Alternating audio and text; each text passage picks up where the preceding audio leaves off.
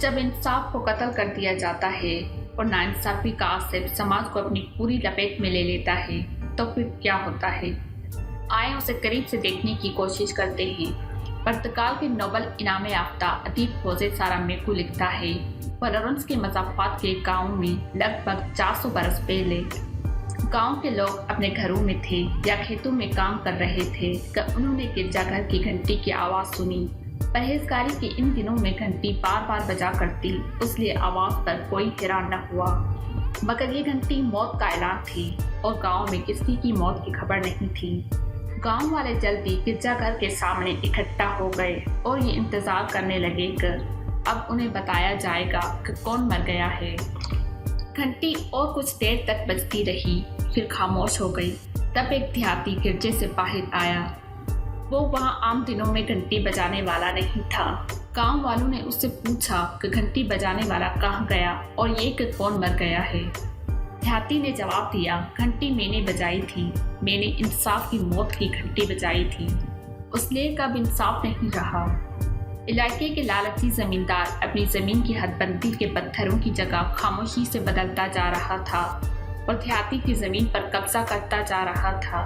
हर मुर्तबा जब जमींदार हदबंदी के पत्थर की जगह बदलता, देहाती की मिल्कियत जमीन थोड़ा सा और सुकड़ जाती। गरीब देहाती ने एहतजाज किया, फिर ट्रेन की दरख्वास्त की और आखिरकार कानून से रुजू करने का फैसला किया, लेकिन कोई फायदा न हुआ। उसकी ज़मीन यूं ही लुटती रही। आखिरकार मायूस होकर उसने ऐलान करने का फैसला किया कि अब इंसाफ न रहा। शायद वो समझता था कि उसकी ये वहशतज़दा हरकत सारी कायनात की घंटियों को जंबश में ले आएगी।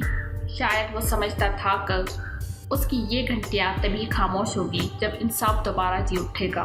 मुझे नहीं मालूम कि फिर क्या हुआ। मुझे नहीं मालूम कि गाँव वालों ने उस गरीब देहाती की मदद के लिए उठ खड़े हुए या फिर एक बार में इंसाफ की मौत का ऐलान हो चुका था। वो सर झुकाए अपनी रोज़मर्रा ज़िंदगी की मुश्किल की तरफ लौट आए। तारीख कभी मुकम्मल कहानी नहीं बयान करती। मैं तस्वर करती हूँ कि यह वाहिद मौका था दुनिया में किसी भी जगह जब घंटी ने इंसाफ की मौत का मातम किया था।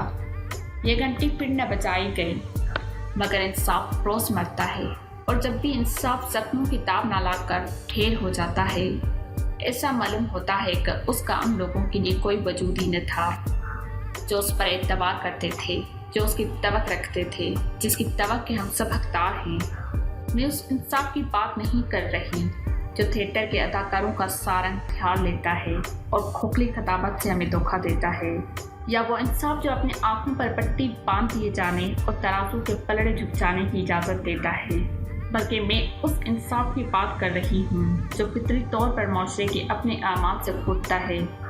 याद रखें कि यही वो हकीकी इंसाफ होता है जो इंसान को इंसान की तर्ज पर ज़िंदगी जीने की इजाज़त देता है।